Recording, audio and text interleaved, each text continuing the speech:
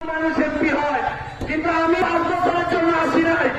আমি আগামী প্রজন্ম, আমার পরবর্তীতে যারা আসবে তাদেরকে যেন একটা বসবাসযোগ্য চুয়াডাঙ্গা মাধবপুর উপহার দিতে পারি, এই কারণে আপনাদের সামনে।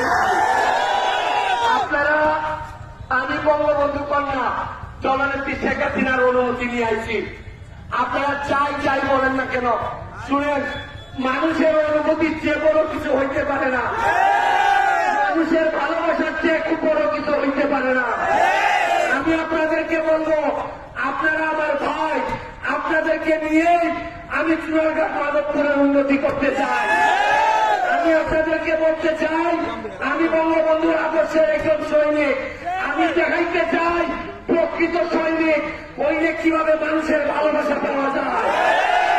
আমি আপনারা যারা আসছেন, আমি আপনাদের কাছে অত্যন্ত কৃতজ্ঞ। আপনারা এইবার দেখাই দিচ্ছেন যে বাপ নাই, একটা এতিম ছেলে কিভাবে আপনারা ভালোবাসার মানুষ বানাই দিচ্ছেন।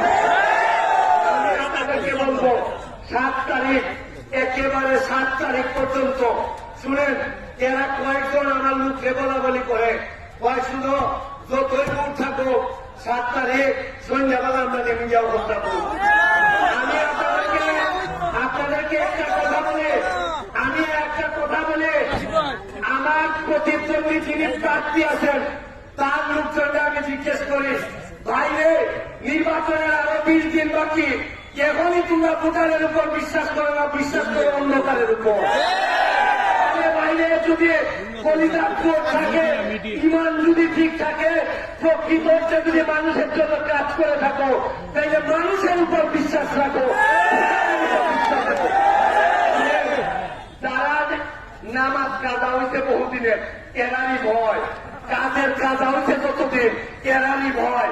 এরা ভোটারের মুখোমুখি হইতে চায় না, এরা চায় রাতের বেলা নির্বাচন করতে।